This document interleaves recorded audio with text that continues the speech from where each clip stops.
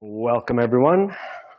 Tonight's discussion, our topic is morality and meaning. So this is a continuation of our discussion that we did on truth, love, and faith.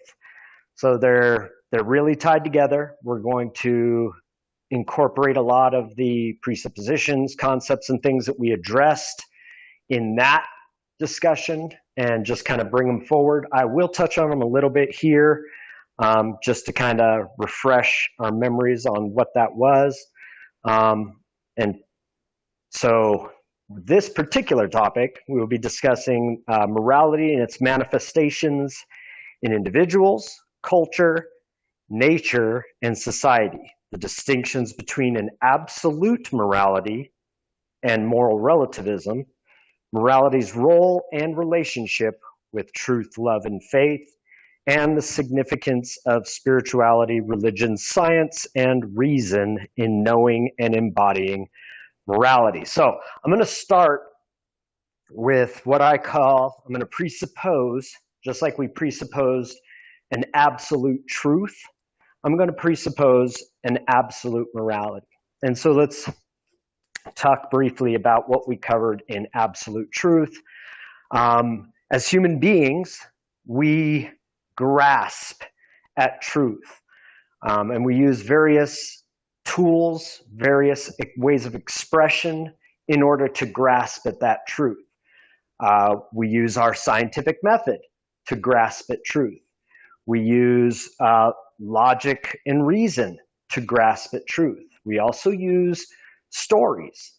All religious traditions are in some way grasping at truth, and especially those that have those mythological elements of the archetypes. You can see that there's a reason that these stories and these archetypes pervade all elements of cultures around the world and have made their way down for thousands, if not tens of thousands of years, because there was something there.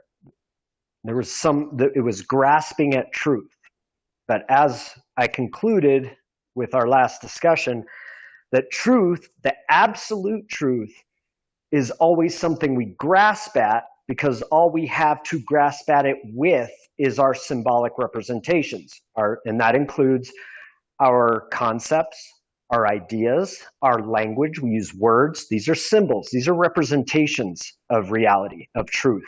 So they can never truly get truth, that absolute truth. We can get close to truth, and we can get closer and closer to truth. And I use the example of Newton and Einstein and how they had these aha moments where truth, they experienced truth. And that's typically how truth comes to us, is in all cultures, there's a word for this experience of that truth. In the Judeo-Christian traditions, we would call it revelation. In, let's say, the Japanese Buddhism, you would have Satori. In Chinese Buddhism, you would have Wu. In Hinduism, you would have Samadhi. So these are all trying to talk about the same thing, and it's that revelatory experience that we have. Even in the shamanic traditions of tribal peoples around the world, they use various ritual, some use psychedelics to get to those same kind of experiences, those revelatory experiences where you have an experience of truth, but then all we have to express it are our tools, these symbols, whether it be in words, whether it be in concepts, whether it be in mathematical equations, scientific theories. These are all tools that we use to try to grasp truth.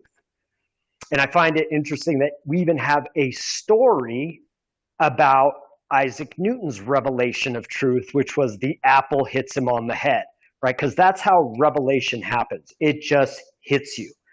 And you just have this aha moment, this experience of a completely new view of reality. Truth has hit you. And because Isaac Newton had a language that ancient people didn't have, he had mathematics, he had scientific theory, he was able to express his experience of truth in a new language.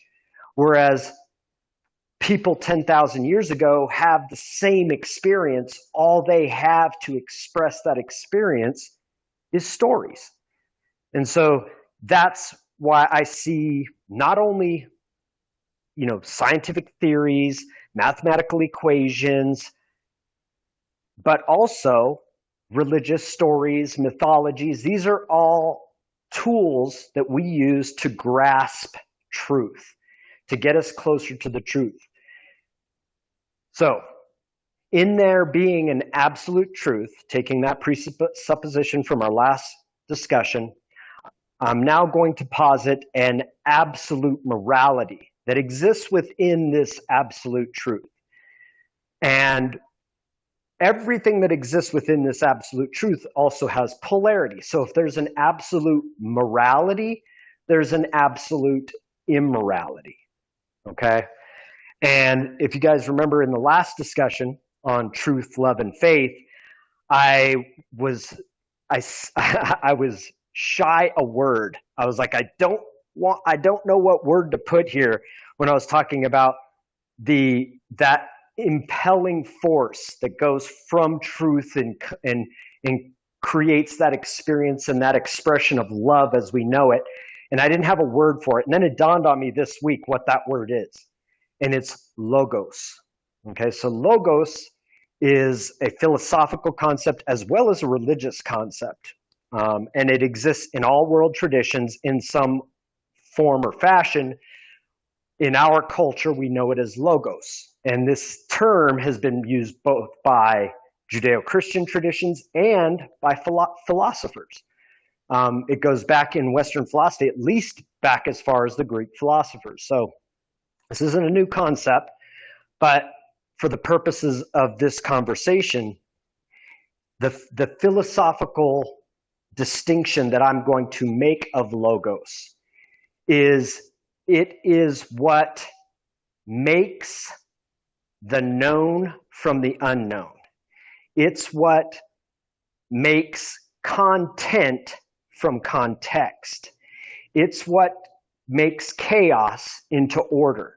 So it is that impelling force that I was talking about on the last discussion, that when it is infused with morality, expresses as love.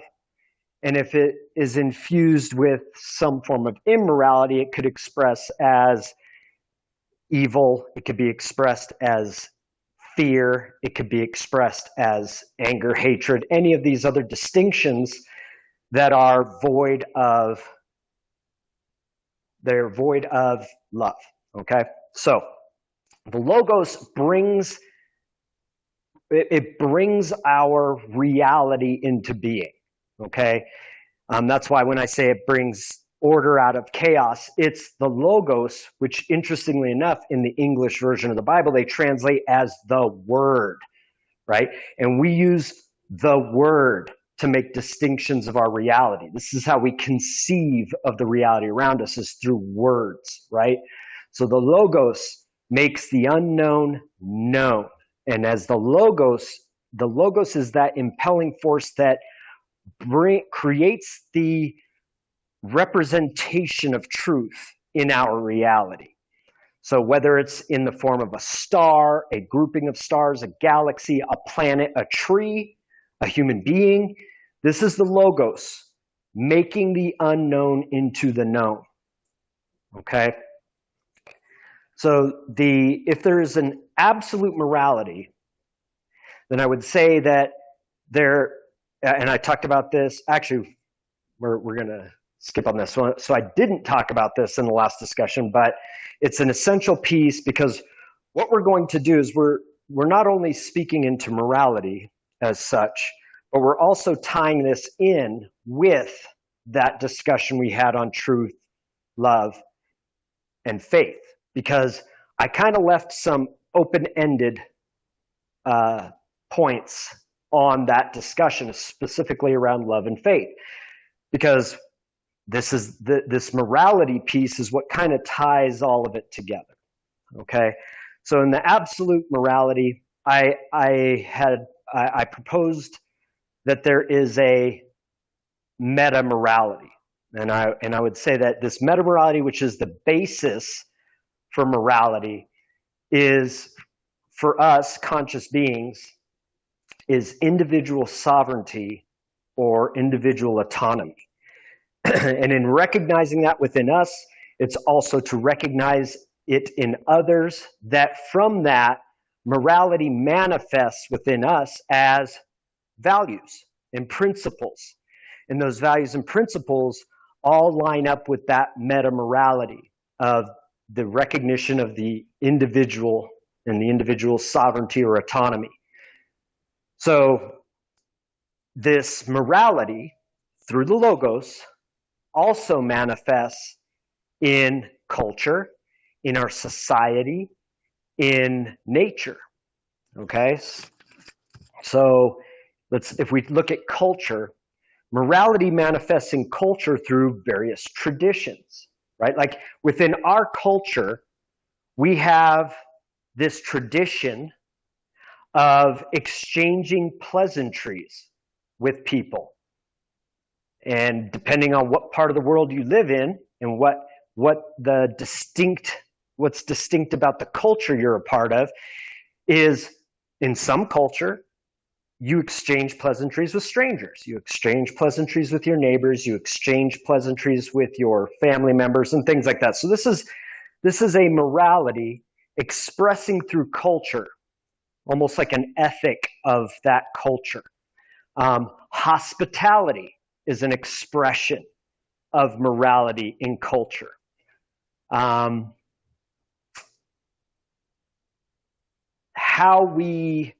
What we perceive as the way to treat people in certain circumstances and conditions, this is an expression of morality in culture. So not only does morality express through us in our personal values and principles, but it also expresses through our culture in various ways. And then through society, we would see the expression of morality in law. Okay, so in the United States, we were founded as a constitutional republic, which held as the highest value that individual sovereignty, that individual autonomy. So you can see the Constitution, which is considered the basis of our law, right? It is the highest law of the land, is the term they give to it. And so that's an expression of that absolute morality and that meta-morality into society. So typically, in a society, a morality will express itself through law, okay? And then I said even in nature, that morality even expresses itself in nature, in that what we see, remember, it's the logos that all of this moves through. So the logos is what transfers or conveys truth into the representative reality that we experience. And the morality expresses through nature as what we perceive as beauty, right? It's interesting that beauty can actually, like what we see and experience as beautiful is oftentimes wrapped up with like the phi ratio. So it's like there's even a mathematical premise to what we perceive as beauty. And so I see that as that logos expressing that absolute morality in nature as well. Where are we at so far, Gingy? I'm thinking maybe we could talk about the definition of morality, like what it is. Is it a force? Is it a context? Is it a... I'm having trouble connecting what it is that we're talking about, but your points are making sense, and I can follow them. I just feel like I'm missing a bit of foundation somewhere. Well, because it expresses in different ways, in different aspects, like I just illustrated. So in the individual, right, morality is those values and principles that you hold. and it expresses through the individual as virtue. Okay, so for instance, if you hold up the principle, the value of forgiveness, forgiving someone is virtuous. It is in alignment. You are in integrity with your moral values and principles. If you express that value or principle as virtue. So that's how it manifests in the individual. Okay? So that would be morality as manifest through the individual. And then again, morality as manifest through a culture would show up as various traditions, right? Again, some we have all things considered, we are a part of what we call Western culture. And now these may be, nested. There may be nested cultures, and there may be nested sets of cultural moralities. For instance, we're a part of a larger culture that was termed Western culture, Western society, right? And it is shared by most of North America, Western Europe, Eastern Europe, Southern Eastern Europe, parts of the other parts of the Mediterranean outside of Europe. So Western culture is, and Australia, and we could find Western culture as the driving culture behind many, many nations. However, if you live in a small town in Kentucky, that small town in Kentucky has nested within Western civilization its own culture. Okay? And so, for instance, I grew up in Southern California. And in Southern California, there's a lot of people, and there's not a lot of pleasantries exchanged with strangers. It's not part of the culture of Southern California. Okay? When I was in New Mexico, the northern New Mexico, rural areas of New Mexico, and we were doing our 100-mile walk, all of a sudden, all these people waving. Every car that went by would wave. And I'm like, they must think I'm someone else. Like, that was my first reaction. Like, these people think I'm someone else. They think they know me. Not realizing that in that culture of rural northern New Mexico, that was part of the culture, was the exchanging of pleasantries with strangers all the time, And what was interesting, as we went along the walk, when we started to get close to Santa Fe, all that waving went away. So you can see that there's nested elements of culture. And so morality will it's almost like your small town in Kentucky or your rural area of northern New Mexico or the coastal areas of Southern California. They have their own cultures as well, nested within what we call Western civilization and Western culture. And they each manifest different morality. Okay, does that make sense on the cultural point? I think I'm following. So let me try to put it into my own words here.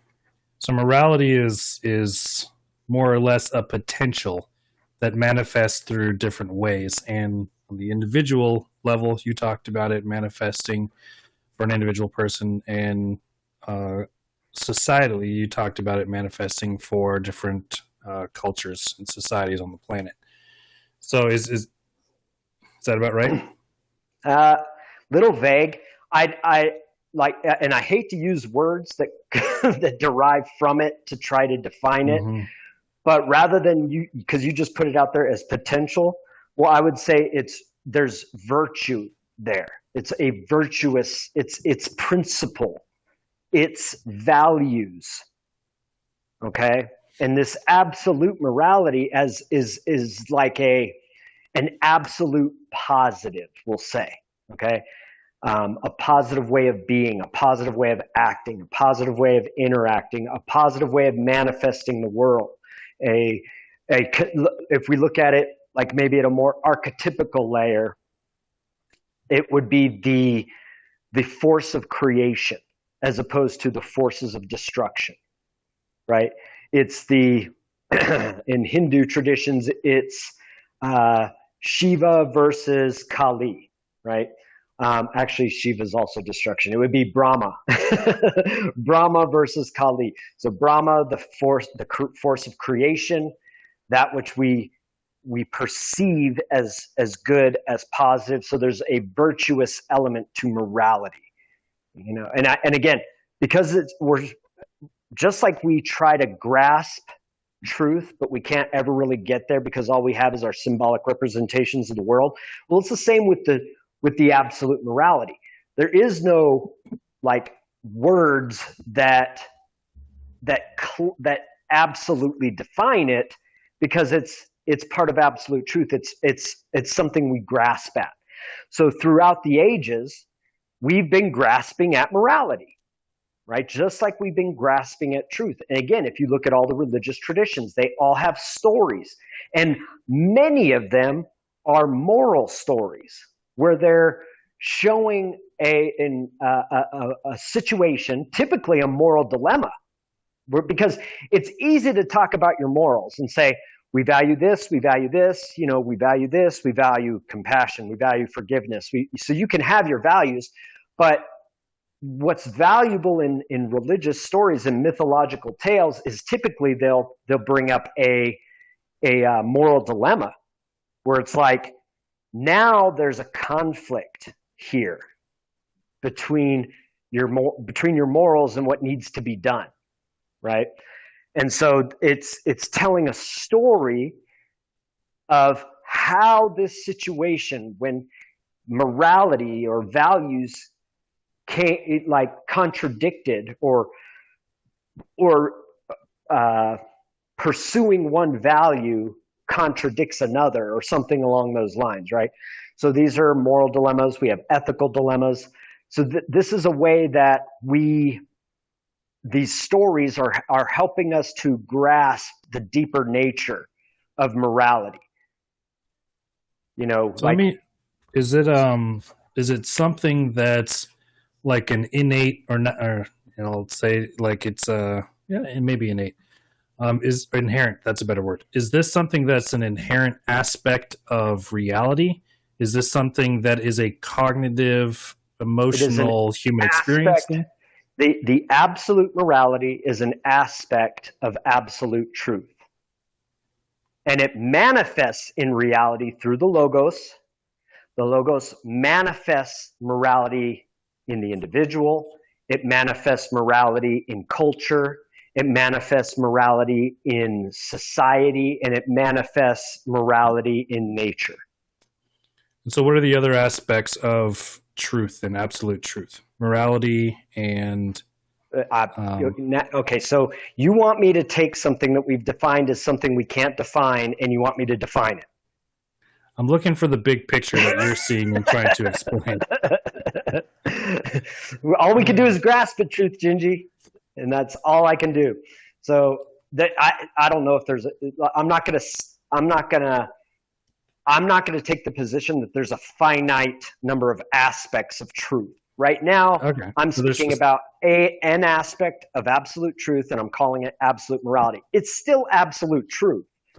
It's just we're taking an aspect of truth, and we're showing how the Logos brings both morality and immorality. Remember, it's the Logos that makes the unknown known. It's the Logos that brings chaos to order. It's the Logos that makes context into content.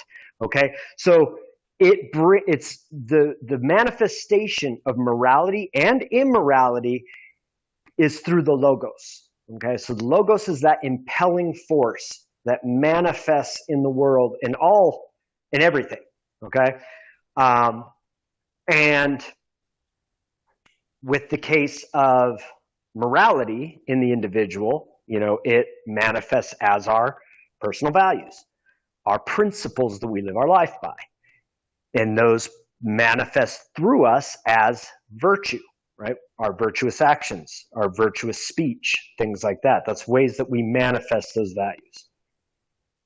Gotcha. So this is something that exists pre-physical reality, human experience, and is something that is manifest in physical reality through the logos. Right. Exactly. Got it. Yeah. Okay. And when it expresses as morality, so when the logos is expressing morality, right, that's love. Okay. So again, this is chiming in with our last conversation, our last discussion around truth, love, and faith.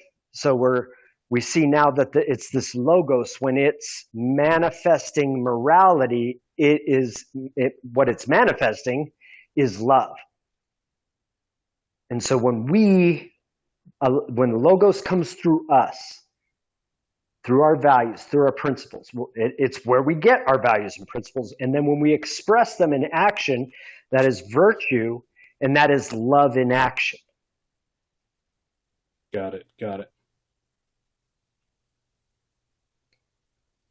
Okay. Alrighty, so let's see. Now I'm going to bring this around to meaning and purpose and how that ties in with faith as well. So the absolute morality that we express in our values, right? So there are values, and they're not necessarily universal, because not everyone is necessarily, I'll use the word, tuned in to that morality as it comes to you through the logos. You may be enlightened by it. You may have a revelation about your own principles. However, there is a tremendous amount of commonality that we see throughout various religious traditions, various cultures, that we almost see like common values that seem to be held.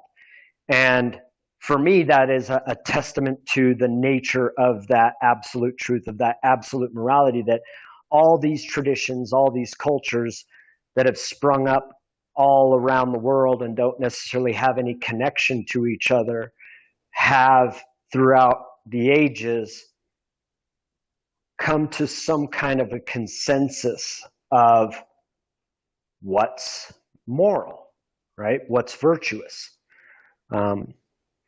Like honesty, fairness, equality, being caring, compassion, kindness, mercy, responsibility, charity, generosity, forgiveness, humility. These are all aspects, these are all values, right? And virtues that we get from that absolute morality. It's like we're grasping at that absolute morality with those concepts, right? Like we all have a concept of forgiveness. And many of us have probably practiced that and put it into action as a virtuous act, either in the forgiveness of others or even in asking forgiveness of others is an embodiment of that absolute morality.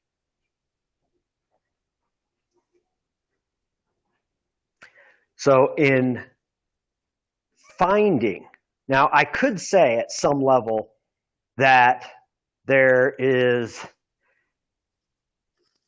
and I don't want to say it's absolute, but there's an underlying purpose and meaning to life that kind of imbues all things, and again comes to us through as a manifestation of this logos.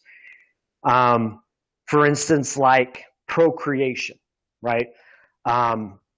We may call it instinctual, right? But maintaining your own life and procreating and creating more life is fundamental. It's primal in all things, all living things. From trees to human beings, we all have this fundamental or primal purpose and meaning. But I would say, just like you can have nested moralities or nested systems of morality. You can also have nested meaning and purpose. And what's unique about the human being is that we not only have the capacity to experience meaning and purpose outside of what we consider instinctual, but we even have a power to resist the instinctual. And again, we see that in the expression of morality in culture.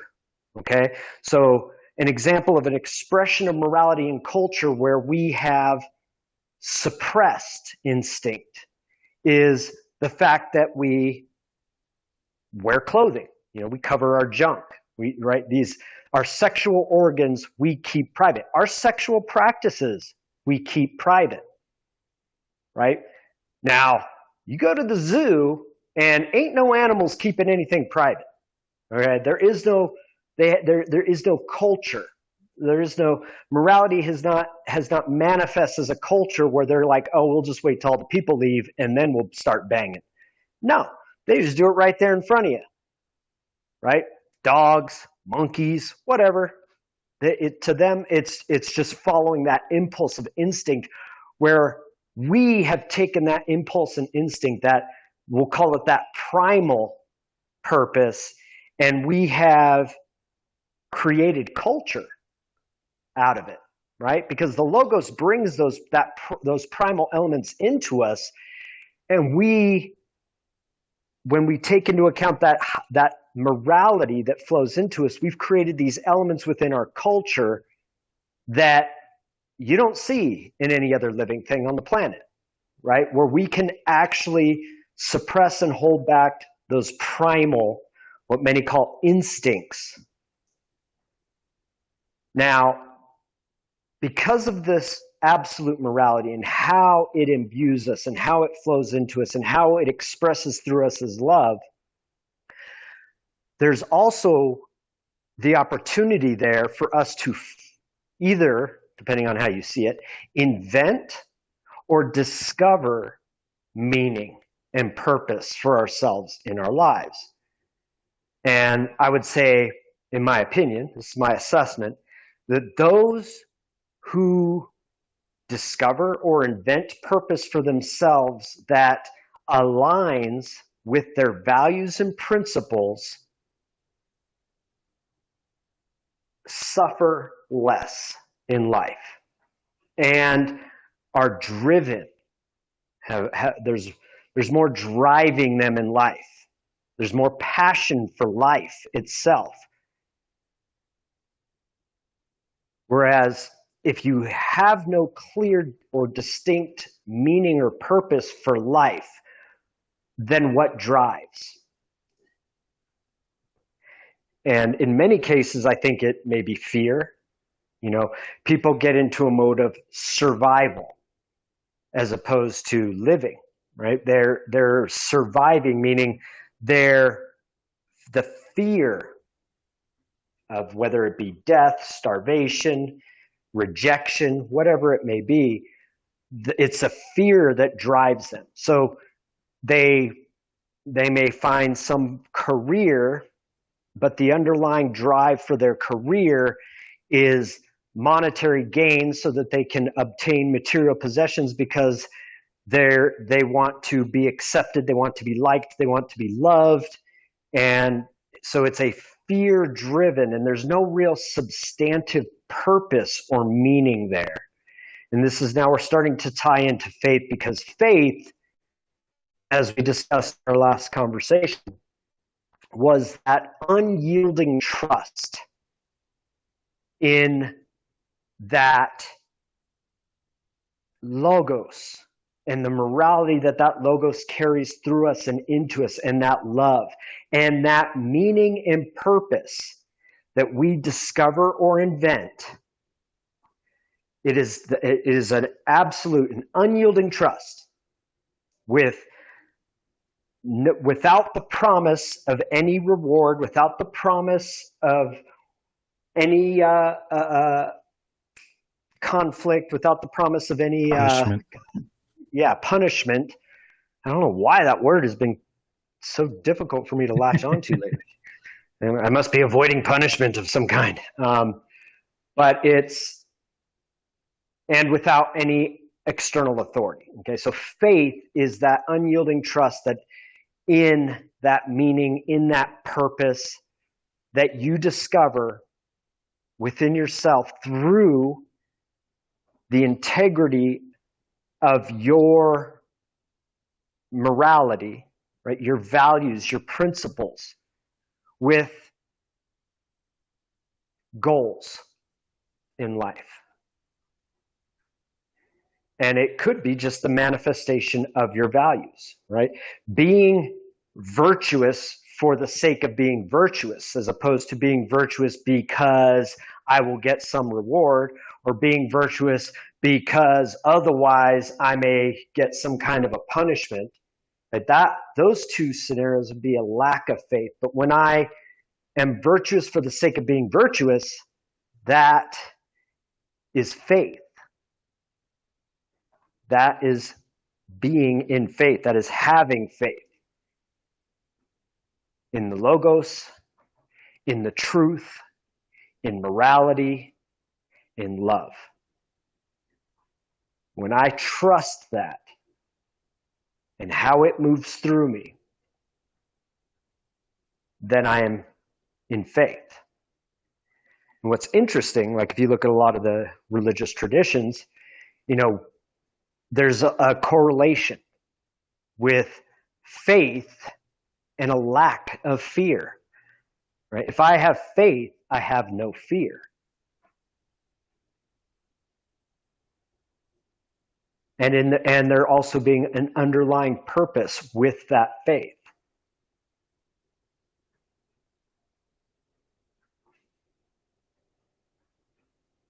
So here I am, Gingy. Now I'm trying to tie this together with that last element that we discussed in our last discussion.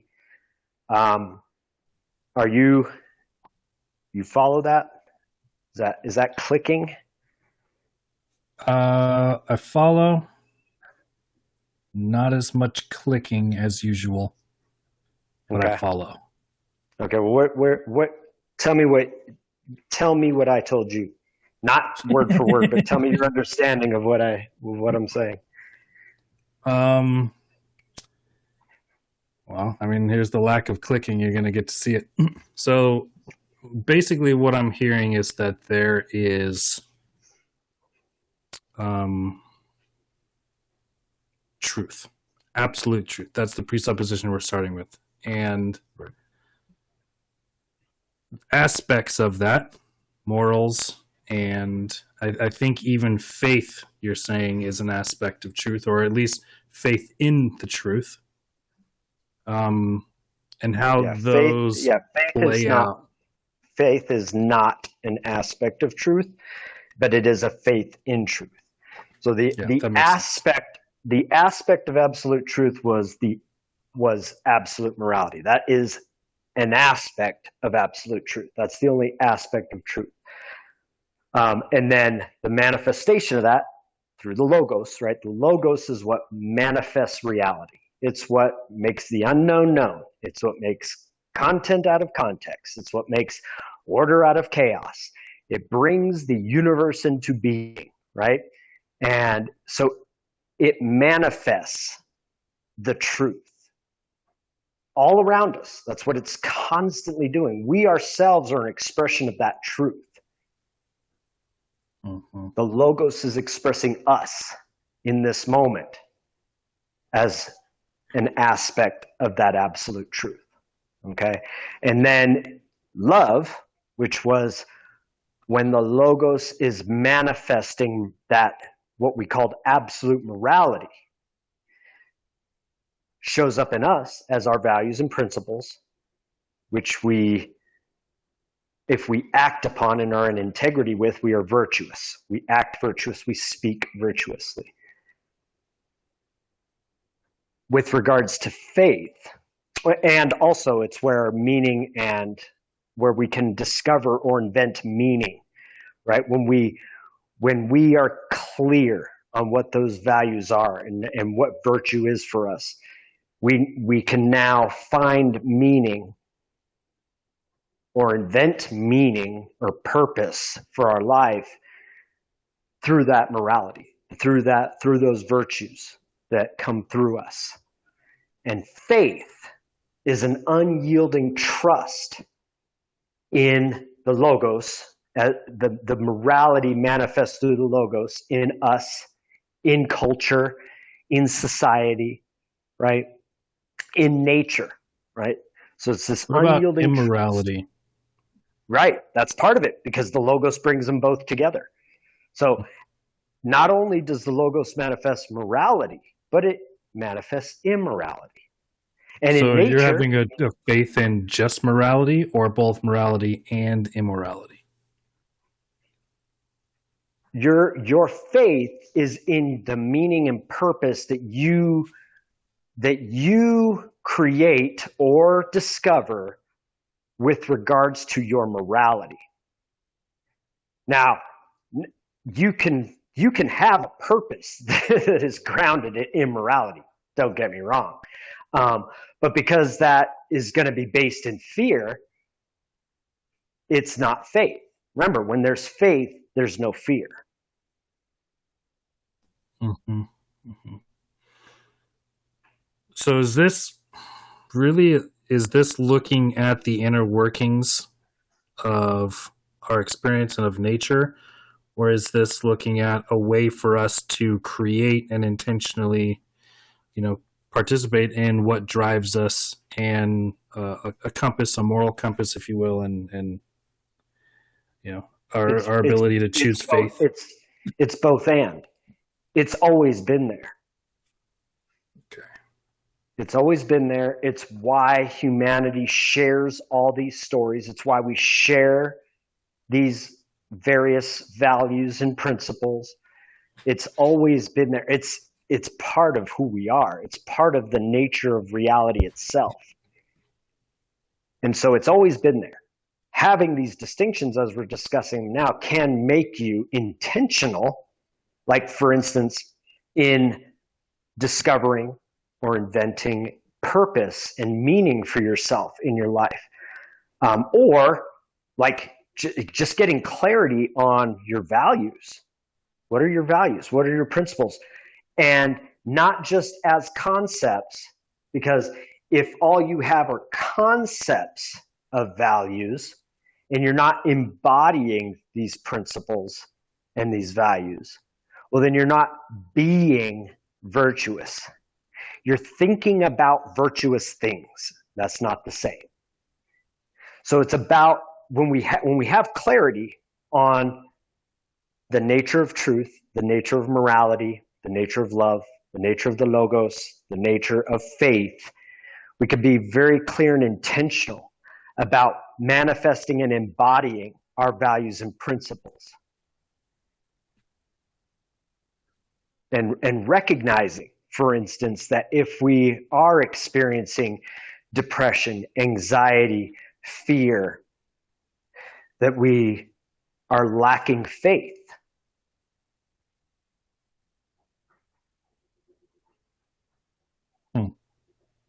That's awesome.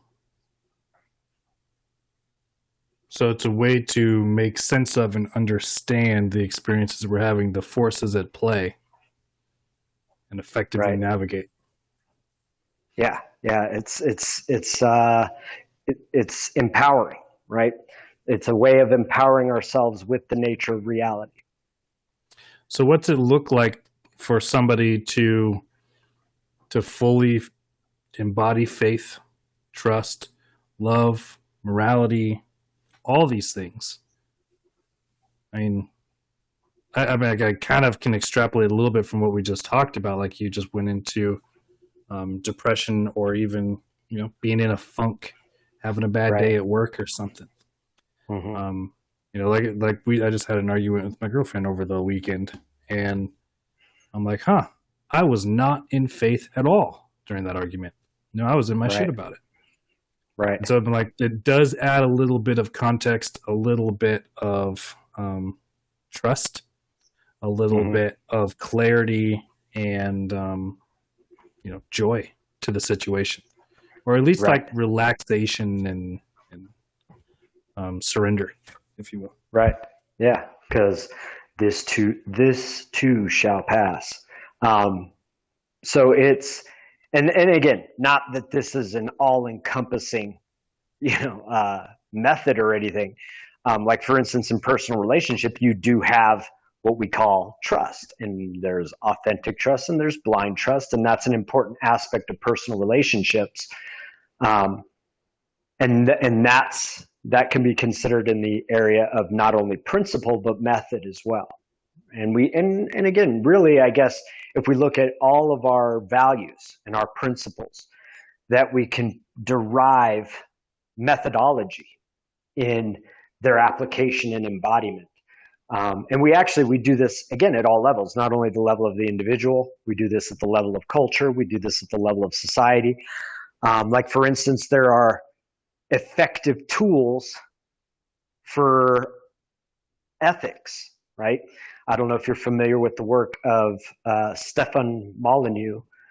He has what he calls UPB, which is a universally preferable behavior, it's basically an ethical tool, right? Yeah. And so it's a logical and reasonable, rational way of applying ethics, right? So this is an interpersonal tool. Can be considered a cultural or societal tool, but it presupposes, there's the presupposition that there is morality, because for one, right in the name, the universally preferable.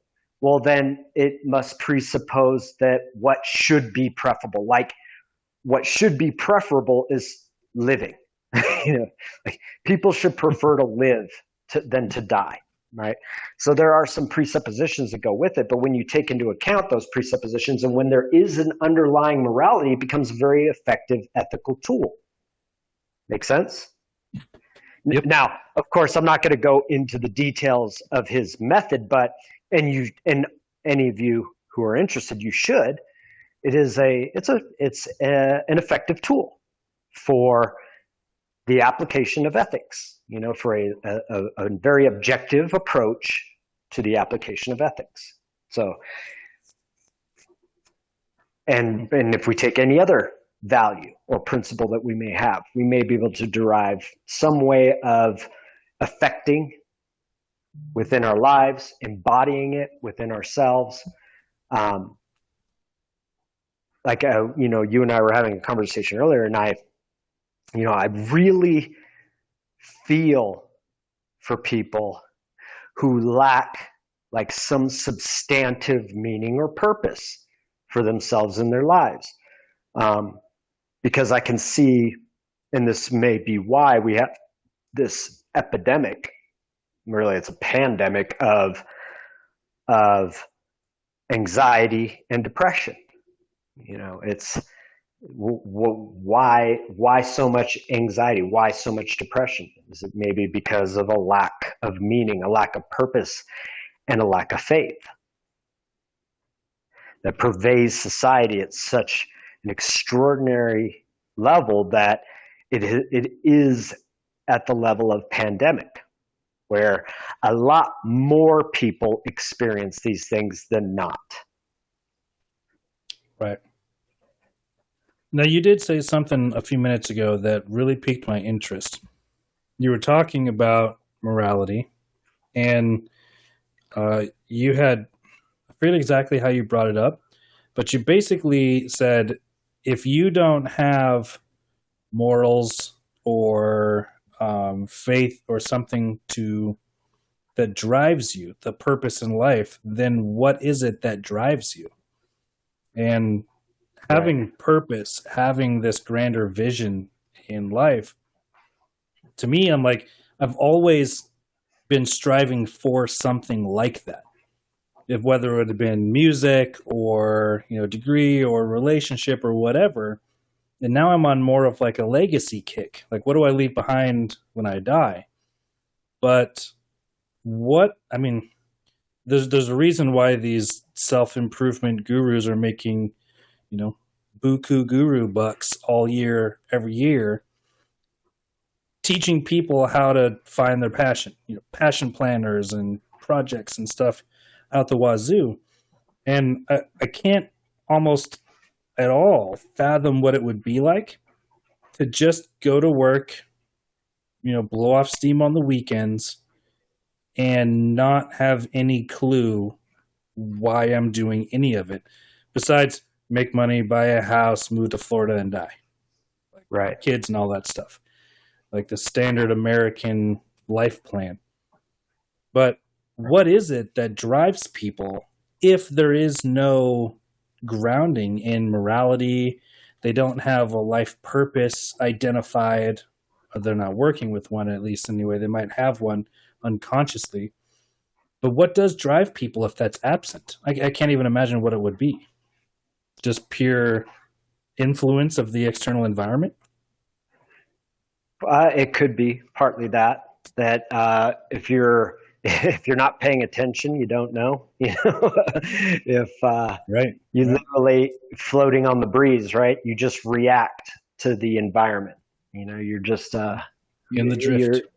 You're in the drift. You're just reacting to the environment, and every day. What drives you? Most likely, in a lot of circumstances, it's fear. Right. So, and I'm not going to say it's absolute and that's what it always is, but fear is it's a pretty strong motivator. Why do I go to work every day? Well, because I don't want to be on the streets. I'm afraid of being homeless. I'm afraid of, not being able to provide for my family. I'm afraid of moving back in with my parents.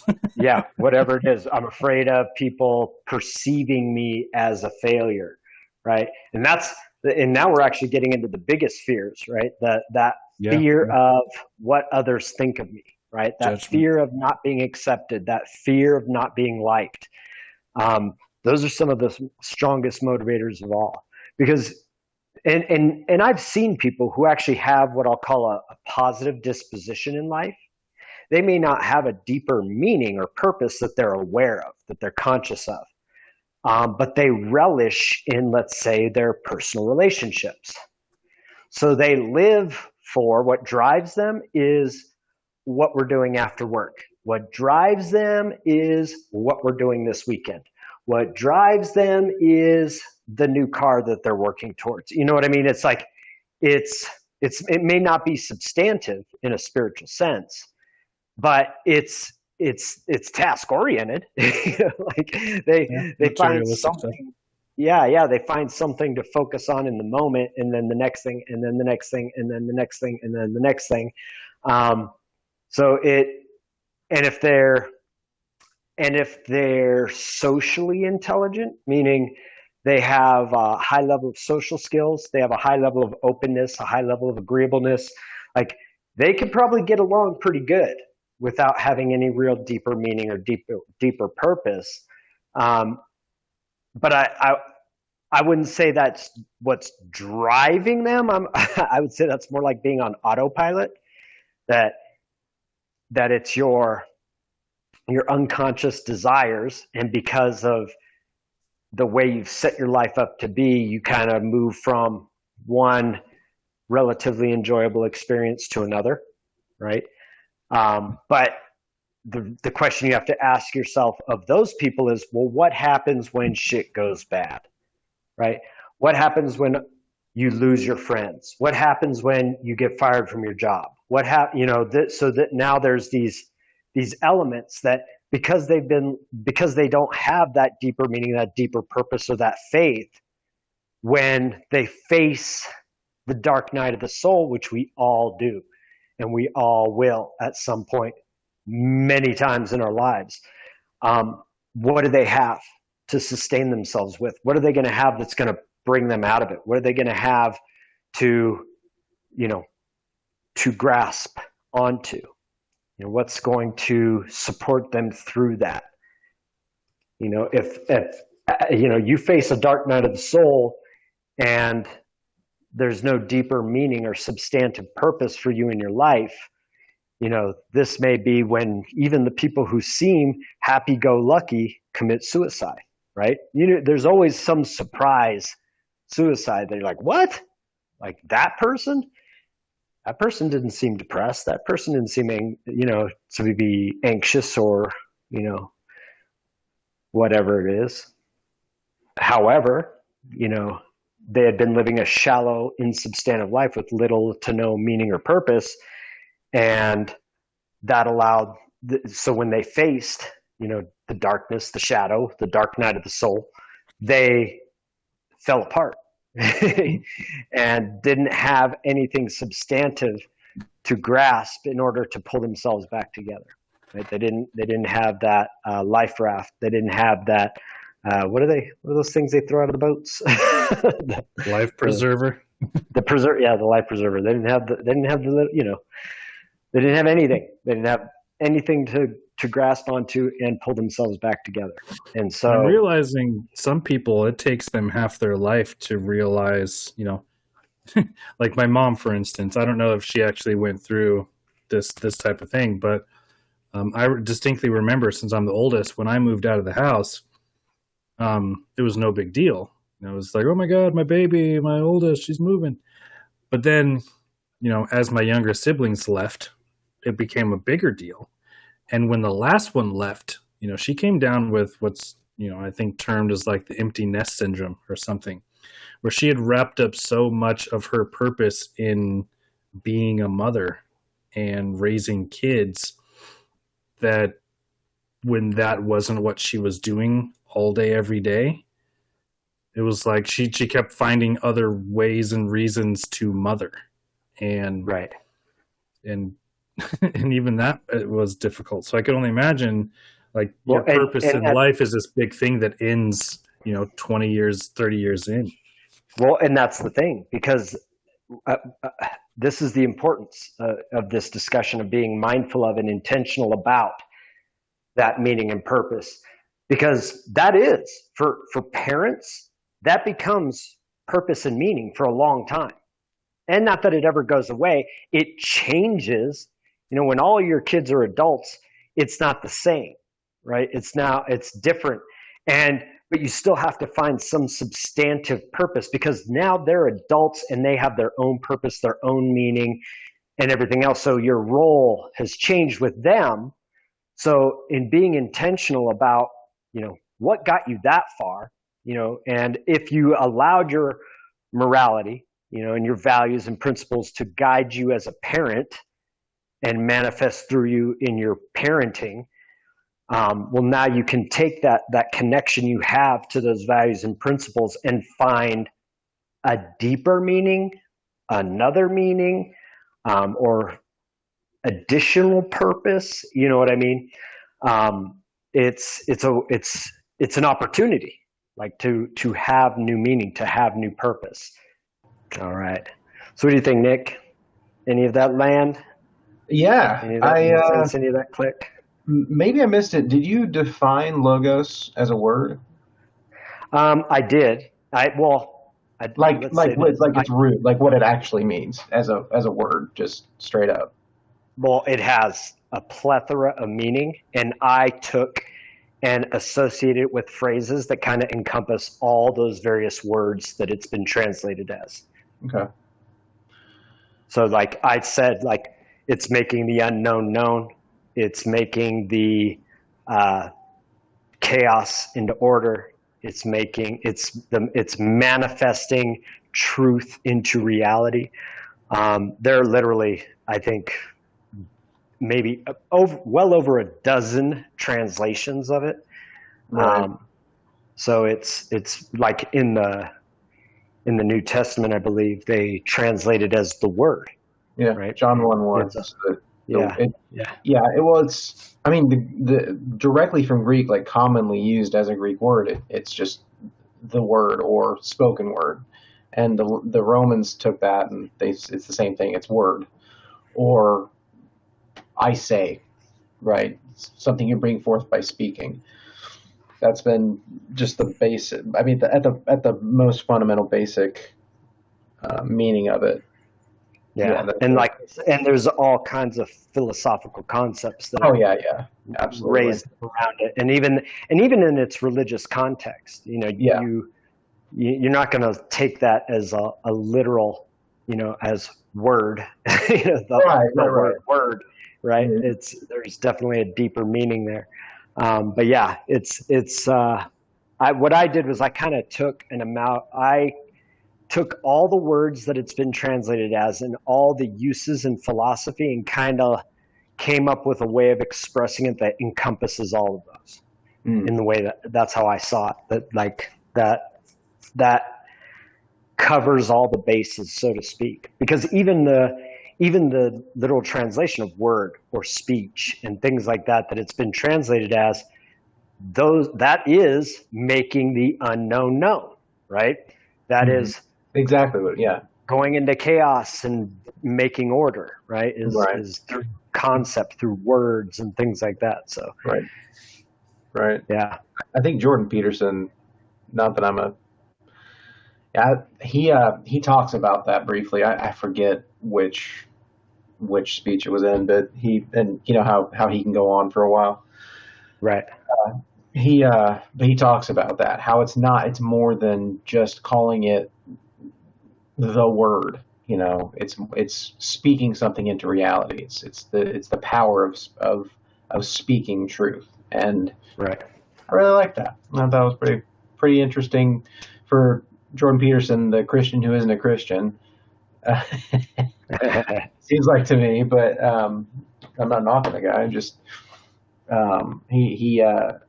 he talked about it as being because speaking something, and not even speaking, but thinking in terms of granularity in the form of words differentiates things. And distinction is the worst enemy of implication, right? So people can imply and think, but if you start making distinctions, they get real uncomfortable. And I think that's the beauty of it. Yeah, you can say, oh, it's just word, but like you said, it's better to be a little more expansive in that it's more about. I mean, I'm Bible. I just think is apropos here. God spoke the world into existence. I mean, that's the biblical version of that, and in that way, speaking something into existence. And it's not just the Christian tradition. I mean, even now we're considering that the reality as we know it is a simulation or a thought form of something greater, that we're part of a greater creature that we can't fathom. But speaking something into existence is powerful. I mean, there's a reason it's called spelling, right?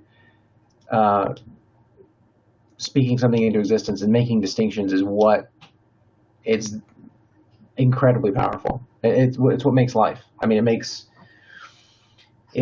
or I shouldn't say makes life, but it is the nature of, again, we've been talking about, when we had our conversation about truth, right? We grasp at truth. And how do we grasp at truth? With words. Right. Exactly. And I mean, it goes beyond that, because we even have mathematics, right? Mathematics is another way we grasp at truth. We have scientific theories. So we've taken the word and we've expressed it in so many advanced ways, but the word is a representation. It is symbolic. And that's why I made that association with the logos manifesting or creating a representation of the truth in reality, right? So even the world as we see it isn't necessarily the truth. It is a representation of the truth as per the logos. The logos has brought truth into the world in symbols, right? Right. I think it's interesting that, and that's, I mean, we can get closer and closer through the logos, but it's not until we experience it. And my understanding is that's called gnosis, experiential truth, not my truth. That's not to be mistaken of quote unquote my truth, but the actual experience, the dawning on of something, the gnosis, the aha moment. There's there's an experience of truth, and you're like, okay, so I've described it, and I've striven toward it all my life, and then I experience it, and now I can't logos that. I can't say the words that would Adequately express it. right. Yeah, It that would would, convey. that would really, it could convey the experience. Right. So Exactly. so there is that paradox that Right. all you're ever doing is experiencing truth. Right. Right. It's all around you all the time. You're an expression of it, and everything around you is an expression of it. However, all you have to contemplate it, to speak about it, are representations, are Right. symbols, words and concepts. And so this is because that's why I say we're grasping at it, because we use words and we use concepts and we use ideas and we use mathematical formulas and scientific theories and Right. stories. Like I really, one of the most important things that I wanted to convey in these last two discussions was the significance and the importance of stories Mm-hmm. in grasping that truth as well. Mm-hmm. And I mean, it's funny because, you've seen me do analysis on movies and books and things like that. Mm-hmm. And I don't even think it's necessarily the intention of the authors most of the time. It's just they're telling a story and they can't help but, circumscribe the truth. Right. The archetypes, whether they're intentional about it or not, show up in their material. Yeah, it comes out through the what is it? The Jungian the Jungian collective subconscious of everybody. Is it Jung or was it Jung? Jung? Yeah. Yeah. Yeah. Sorry, gosh. Jung. Yeah, see, get closer to truth, right? But yeah, I do think people are compelled to. I think a lot of the stuff happening now is they're trying to deconstruct these archetypes, and they're having a hard time because it goes against their very nature. The thing that, Right. if nothing else, we've spent, if you want to go straight materialist, we've spent millions of years. I mean, man as we know it, the species as we know it is at least 250,000 years old. And in that time, we've been through God knows how many mass extinctions, how many cataclysms, and tropes and archetypes exist because that was us telling the story to one another around a fire, and eventually around whatever high technology developed before we came along, telling the story of how to survive over and over again in a way that was our genetics are stories. Because underneath our stories is is human nature, is fundamental truth, is so these stories are as many stories as we express. And what you have to appreciate is that some stories are told worldwide. Some stories have been being told for thousands, if not tens of thousands of years.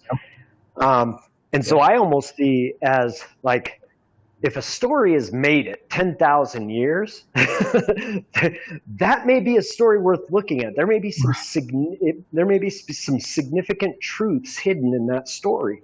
And like I said, when I drew the example of Isaac Newton, he had his aha moment, but in his aha moment, he understood advanced mathematics, he understood scientific theories, so he could tell a different kind of a story that hadn't been told before. But that realization, that aha that he had, has been had many times in the past. It's just, if you don't have a language of mathematics or a language of scientific theory, all you can do is try to tell a story to convey what you experienced in that aha moment. That truth, that moment of truth that you experience, can only be expressed in a story, and again, you're still just grasping, but so is science. Like, we're grasping at truth with science. We're grasping at truth with mathematics, Well, that's it's the fun of it. Yeah. Right. That's literally, that's why people go into those professions, before they were co-opted. That's the fun of it. The fun of the question mark, the concept of unknowingness itself, the void, the what if, and being there and being present in it and feeling that excitement of not knowing, and then seeking to know, seeking to learn, seeking to build. I think a lot of that's gone by the wayside. To the point that, like you said this a couple of weeks ago, maybe it was last week. Science isn't. I mean, it's become an institution, which is bad enough, but it's more about complying with a narrative rather than not necessarily deconstructing it, but being open to new theories. Don't throw the baby out with the bathwater. Yeah, and it's restricted by a worldview.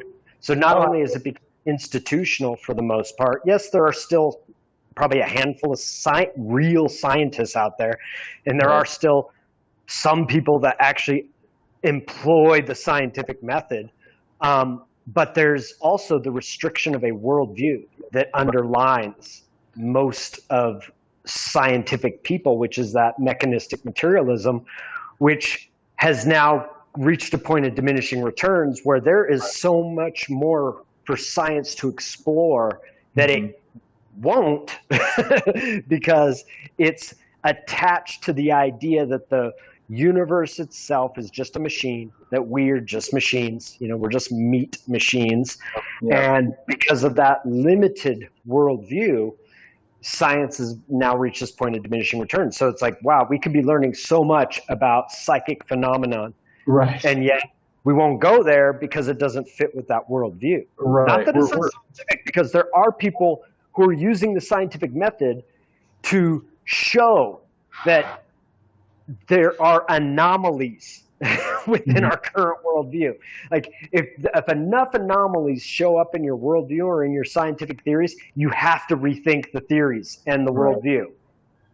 Like this worldview does not account for this, let's say, this psychic phenomenon over here that we've now tested and explored, and we've done studies, and like we have come to the point where it is clear that something ain't jiving, right? This doesn't work with the worldview. This doesn't work with some of these accepted, standards, right? And which is funny because they use terms now in the media like settled science. Like anyone who knows what science is knows that's an oxymoron. That is a contradiction of terms. Science is never settled. Hey Brandon, was the science settled by sovereign citizens? I mean, that's really what you got to ask people, because that's serious oxymoron right there. I don't think you're being serious, Nick. I am being serious, because sovereign citizen is an oxymoron, just like settled science. So I mean, it's as ridiculous. Like if somebody says it's settled science and they get uppity, you can say, well, that's as stupid as saying sovereign citizen. Like you can't, the two can't. Come on, it's ridiculous. Like either you're sovereign or you're citizen. You gotta realize, who are they saying it for? Well, They're saying it for people who don't know what science is. As far as they're concerned, science is an institution. That science is written in stone. We had the arrogance to call Isaac Newton's theories laws. Oh yeah. Like with the law of gravity, and then Einstein comes around and like, oh wait, maybe we didn't know as much about that law as we thought. Right. So it's clearly science is never settled. As much as we may think it is, it's never settled. That's not even science. Does not settle. It's on its purpose. It's the purpose of science is to get us closer to the truth. Science itself will never establish truth as such, right? So it's interesting. Hey, Ginger, you got anything else to close up for morality before we go into another discussion here? Can you hear me? He's back. Yeah. Oh, I didn't think it was going to work. My headset died, and apparently that means that my computer glitches and doesn't know how to figure it out. That's what you get for having a Mac. Hey. It's brand new. So the only other thing that I was I was going into there, and I don't know if we want to continue the conversation there or just wrap it up. But we were talking about purpose and how it's not a stagnant thing. It's not like my purpose in life is to make people laugh, and that will be my only purpose from the day I'm born to the day I die. It's Right. a dynamic thing that comes and goes and shifts depending on what's going on. And I can think of probably, a handful of purposes that have guided me and driven me throughout my life. And some of them have been interpersonal, and some of them have been career, and some of them have been monetary. Some of them have just been passion projects. And some of them have been theories, trying to prove something. And so I don't know where to take the conversation from there now that we've digressed a bunch, but that's basically what I was thinking. Yeah, I mean, again, we're on the outskirts of morality still. So that's why I wanted to bring it back to that and see if there was anything to further this conversation before we tie it up and move on to something else. Yes, that's how I see it, is it's dynamic, that purpose and meaning shift. For one, you are transforming from moment to moment, right? Your experiences transform you. So from moment to moment, you are changing, and you may discover something about yourself. You may have one of those aha moments. You may have one of those revelatory moments where you experience truth. You understand the nature of reality for a split second, and it completely shifts your purpose and meaning, in life. So it is something that's dynamic. It is something that can change, right? And then it's just about reconciling it with your morality or your values and principles, and then having that faith in it, right? Having faith not only in your moral or your values and your principles, but in that purpose and meaning. And in that truth, right? So that's sort of the faith kind of ties all of it together. It ties your purpose and meaning in with your values and principles, which is manifestation of morality, which is an aspect of absolute truth. So faith kind of ties all of that together. Thanks. And so I guess in wrapping it up, I'd like to just talk a little bit about how we could apply this day to day, how we can practice it, what the benefits of practicing it might be, even if it's just noticing. Well, yeah, we talked about being intentional with it for sure.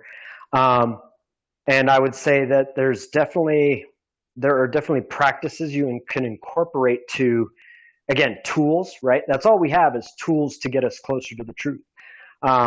So tools that we have at our disposal that may quiet the chatter of the mind and allow us to experience truth without interpretation.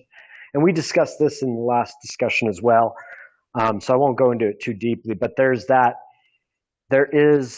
in meditation, let's say, right? When you are able to elevate consciousness outside of interpretation, when you're able to let the world just happen all around you and not interpret sounds or feelings or tastes or touch or visual sensations, when you're able to just have that all happening around you without any interpretation happening, that is as coherent and as close to truth as you can get without actually having one of those revelatory moments, which can happen at any time, evidently. It doesn't seem like you can have a revelatory experience in meditation, and many do. And that's why it is so widely practiced within many religious traditions, is because it can make it easier, or can facilitate having that kind of an experience, a revelatory experience, a satori, a wu, a samadhi, that exposure, that experience of truth, right? That leads to deeper understanding, that leads to deep introspection of self. So there's, as far as the morality aspect of that, I would say that that's definitely intentional as well as intuitive, in that, like, becoming clear on your values, and what aligns with your values and what does not align with your values, both in your own actions and thoughts, but also in the world around you. Because you may value something and you may hold a principle that is violated on a day-to-day basis within your culture, within your society. And so it's important to recognize those as well, because we will have those moments when we have moral or ethical dilemmas, when there's a contradiction. And this is why it's so hard to completely use an objective tool when it comes to morality, because there are circumstances, conditions, events occur where your values can contradict what needs to be done, can contradict each other. And so there's this judgment, right? This discerning that must occur. And it's in the practice of being deep, thinking deeply and meditating on your values and your principles and how they manifest. And then also being introspective and reflecting on your integrity with those values, right? Am I embodying these principles? Do they play out, in my day-to-day life? You feel when you're, I should say, if you're aware, if you're awake, if you're conscious, you feel when you're out of integrity with your values. You know it the minute it happens. Like, you can have a very similar set of events and have completely different experiences based on subtle differences. And what do I mean by that? So let's say you get confronted by someone in a workplace and this person is berating you or speaking down to you or something like that. And you say something, and you stand for yourself. And this comes out of that value of self-worth, right? And respect for yourself. And so you speak up for yourself. You stop this person from saying what they're saying. And depending on how you do that, you're either going to feel good about it or you're going to feel crappy about it. And that's in standing up for yourself and speaking out for yourself, in rebutting or refuting what this person is saying. How did you go about it? And is the way you went about it in alignment with your values? So if you just,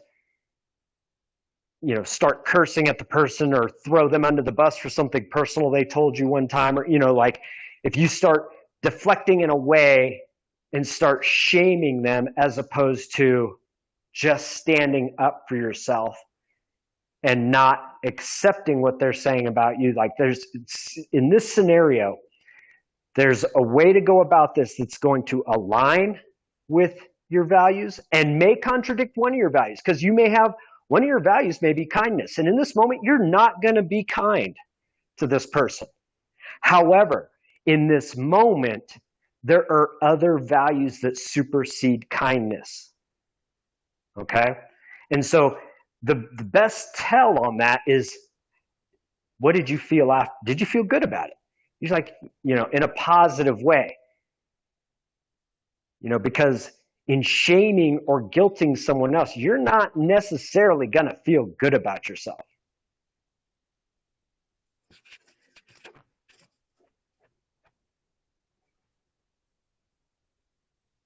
Are you still there? Can you hear me? Yep, I'm here. Sorry. Okay.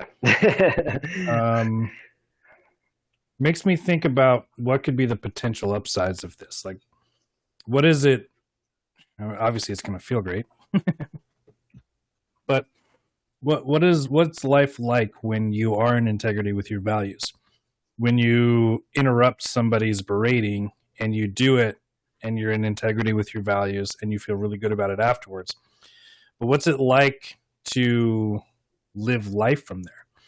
Obviously, for me, there would be a strength in that, a confidence in that, a calm and relaxation in that, and more consistency in experience that I often seek.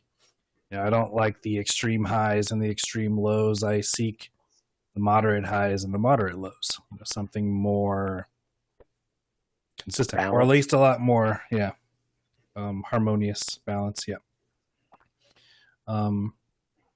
What are some of your thoughts on that? What are some benefits that come from practices? Like not like this is like what is the product of this type of approach, but what's a possibility?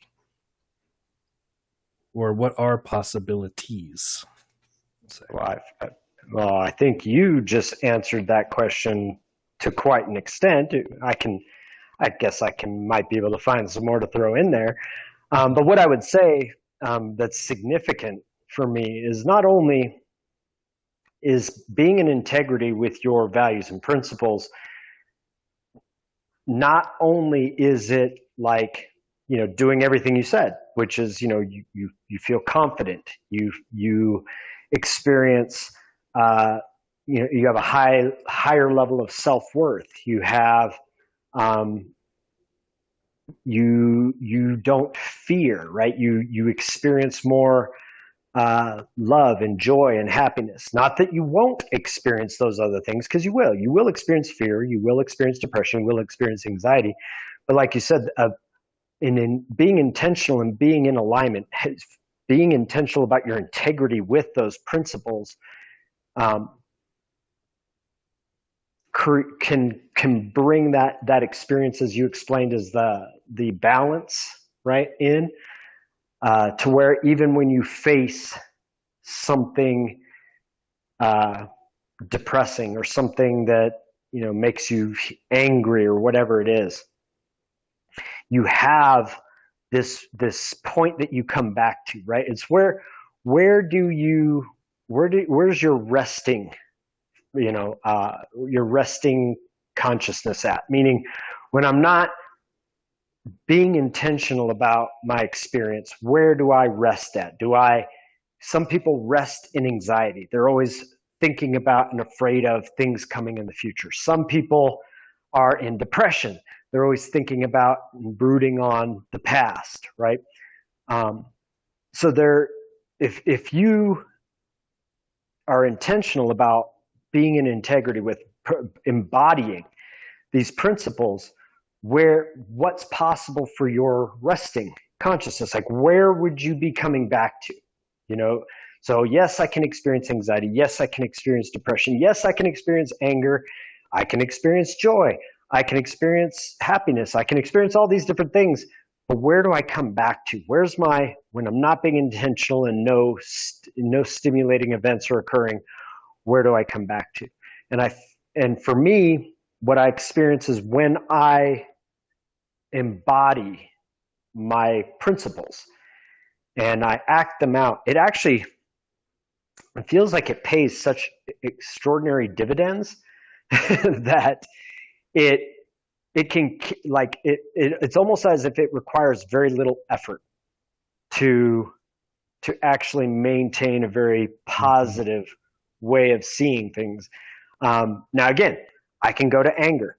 I can go to frustration. I can go to sadness. I can go all those places, but it's very easy for me to come back to that feeling pretty awesome about everything, and like life is good, and having this humor about me that I can bring up at just about any time, when I'm in that resting place. Like, I would say that's almost my automatic reaction to stimulus in my environment, except for spiders, is humor. It's an automatic. Like, I find the humor in life. I find the beauty in life. And so it's not even like I don't have to be consciously thinking about my values or my principles I automatically go to humor. I automatically go to beauty. I automatically go to appreciation, if that makes any sense. And I guess, I don't know if this is because of practices that I've had for years, because I know it wasn't always that way. I know when I was much younger, there was definitely a tendency to stay to the place I came back to was a place of, I guess I could say, general anxiety, like just a not feeling, like just not feeling like I belong in my body almost, you know what I mean? Or like I was being rejected by my body. like something ain't working here, like a general dis-ease, right? Like just not feeling, I think the phrase is feeling comfortable in your own skin. Is that a phrase? Is that a thing? That's a thing. Seems like it. Okay, that's a thing. Then yeah, it's something like that. You know, that was my automatic, like when all environmental stimulus are gone, where do you come back to? That's where I used to come back to. It's just this general sense of anxiety, not feeling at home in my body, not feeling, feeling dis-ease. But again, it's been a long time since I've experienced that. I would say probably that started to change for me probably in my late 20s, early 30s, to where it wasn't where I came back to anymore. It just wasn't. I'm still all over the map. I still experience everything, but where I come back to is a pretty awesome place. And now there's got to be a word for that, right? There's got to be a word for that space, because I've always called it neutral. Like, oh, this is my neutral, meaning I'm not forward, I'm not backwards, I'm not up or I'm down, I'm in the middle. And I know in some of my mom's work in South Dakota, on the Sioux Reservation, they have a phrase called the beauty way, and it's like you're not pushing too hard, you're not, slacking off, you're not going in the wrong direction, you're just coasting basically. It's like that sweet spot. Mm-hmm. But I can't think of a word that it would actually be. Neutral works for me, but yeah, but neutral doesn't work for me, just because neutral implies, like, if the spot you come back to is anxiety, I wouldn't classify that as neutral. But so it's, and I'm not sure if you're talking about the place you come back to, or because when you say the beauty way, or the way of the beauty, or whatever it is, that's experiential. So that's a place you come back to, right? But I wouldn't call that place a neutral place. Well, no, not neutral. Like think about it, a car. You've got first gear, second gear, third gear, fourth gear, fifth gear, reverse, all those different gears. But in neutral, you're not in any of those gears. So you could use that analogy, like, I'm in the anger gear, I'm in the depression gear, I'm in the joy gear. Coming back to neutral is just like... Yeah, but that's what I'm saying. Most people don't come back to neutral. They come back to anxiety. They come back to depression. You know what I mean? Right. So they're stuck in the depression gear. Yeah, I'm looking for the word of that place you come back to, regardless of what it feels like. Yeah, if it feels like shit, okay. If it feels awesome, okay. But what do we call that? And I want to call it like your bass playing frequency. It's like like that. Your homeostasis. Something like I'm sure there's a phrase or a word for it. Maybe I'll figure it out before the next call. But it's where we, in our current way of being, where we have a tendency to come back to, where our resting consciousness has us at, when there is no stimulus outside of us. Because you can, with stimulus, you can have things that, evoke happiness, that evoke anger, that, and so if you're, constantly surrounded by stimulus, you may be just kind of riding the wave, and these stimulus are evoking things within you, or even thoughts, because you can even think about something and, like, if it's nostalgic. You may, have an experience of joy or happiness or, love or something. And maybe you think about something that, makes you angry, makes you super duper pissed, but that's an event. That's a stimulus, the thought itself. And so it's okay without the thoughts, without the external events, where you at? Now, something that came up for me while I was listening to you talk about the significance or the importance for you of being in that trust and being grounded in your truth, your values, your principles. I realized if you're grounded in purpose, if you're grounded in your own principles and values, for me, probably the biggest significance is standing for something in the world. And more accurately, I'll say making a difference. And that's something that I've heard more and more, especially in these younger generations. They want to change the world. It's all about change management systems, and it's about disruptive organizations and technologies. And I'm like, man, there's a lot of people that want to change the world.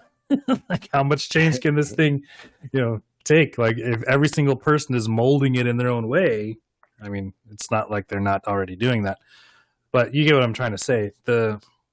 If I was truly wanting to feel like I'm impacting the world and making a difference by standing in the values and principles that I hold and not deviating from that, meaning I practice it daily, it gets stronger and stronger, and I'm not thrown out of those principles by any stimulus from the environment, any conversation with somebody, any big event, and that becomes my resting place, my neutral, my zero, whatever it is, then I'm really paving a way for people to fall in line. I'm creating the invitation for everybody I engage with and rub off on to play in that same type of field. It's like Gandhi's the whole be the change you want to see.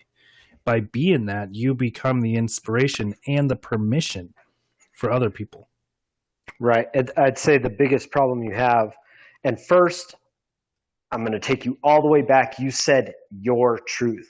Say it again, Gingy. Say it again. I did. Yes, you did. I will rewind this right now and play it back. There is no your truth, Gingy. There is the truth.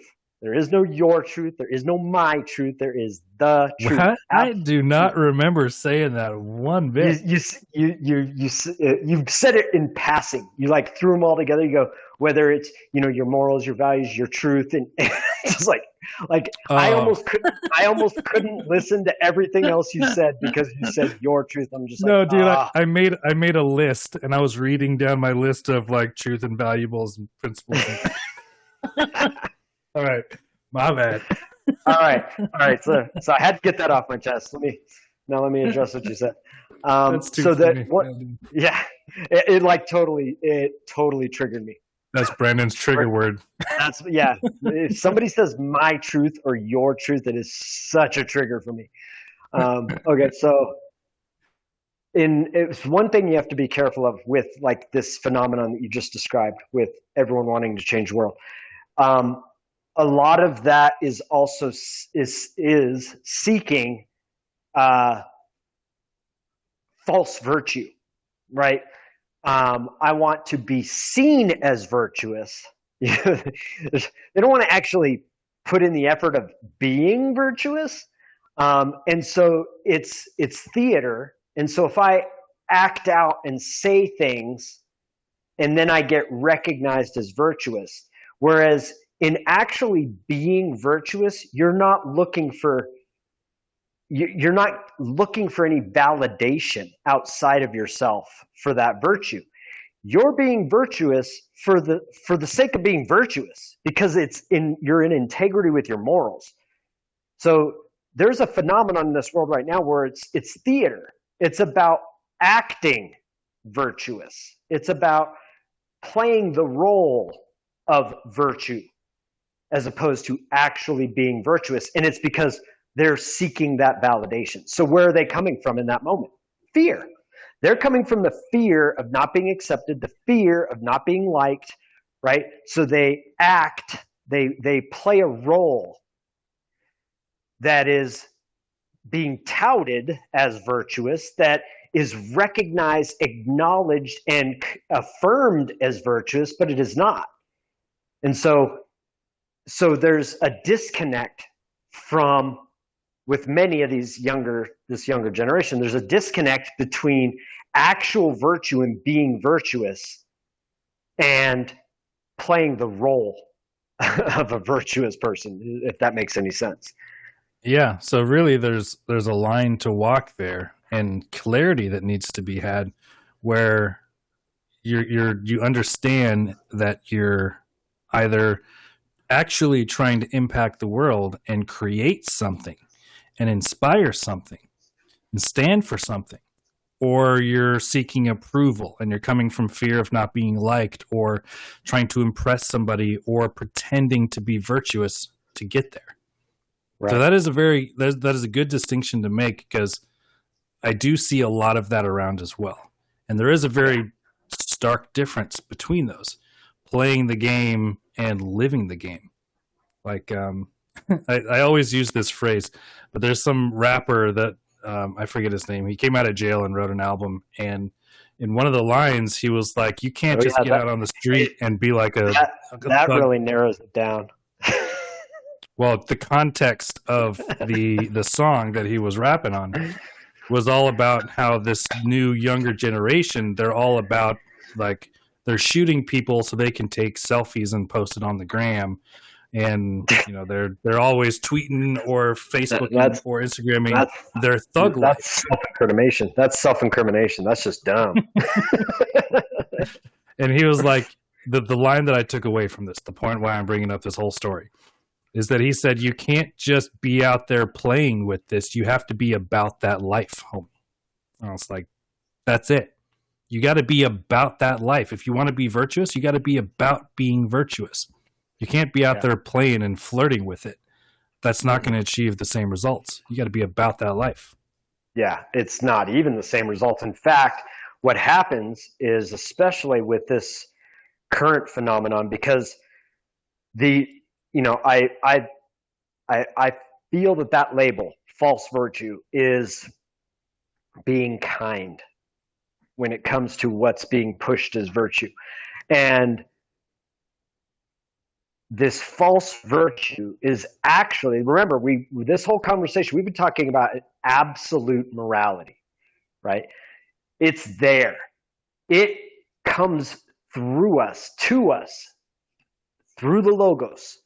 It is a part of us. We have that absolute morality within us. It manifests as our values and our principles. Now, these false virtues, right? This act, the quote unquote virtuous things to say, the quote unquote virtuous things to do, right? These are actually in direct contradiction to your values, to that absolute morality. And what that does is that creates within the individual a cognitive dissonance, in that what they're doing, the role they're playing, even though they're being told it's virtuous, and everyone on Twitter is like, oh, you're so awesome. You know, it's because it's an actual contradiction to, it's an actual affront to their morality. It's immorality, plain and simple. It is the polar opposite of moral, right? And so it's a polar opposite to their values. Whether they recognize their values or not, they're there because of that absolute morality. And you may shut yourself off from it. You may disconnect yourself from it. And there are many ways that people do this, right? However, it doesn't make it go away. It's always there. The Logos is always within you. You are a manifestation of the Logos, and it puts that absolute morality. You are made of that absolute morality. It is a part of you. Just like that absolute truth. You are a manifestation, an expression of that truth. You are a manifestation, an expression of that morality. So those values are there. So even though all your Twitter friends, nit twats, I'll call them, even all your nit twats are telling you how great you are and wow, you're so woke and all that crap, there's a contradiction there. And it creates a cognitive dissonance. And that's why you have really most of these people playing virtue are losing their minds. Like they're at the level of psychosis, many of them. And those who aren't completely overboard and completely psychotic at this point, they're on the precipice and they're experiencing high levels of anxiety. They're probably, many of them, on antipsychotics or antidepressants or anti-anxiety medications of some kind, because the role they're playing is a complete contradiction to the underlying morality. Even though all the nat twats are telling them how great they are. Nit twats, yeah. I guess nit twits. I'll call them nit twits. And it kind of goes with nitwit, nit twits. All your nit twits.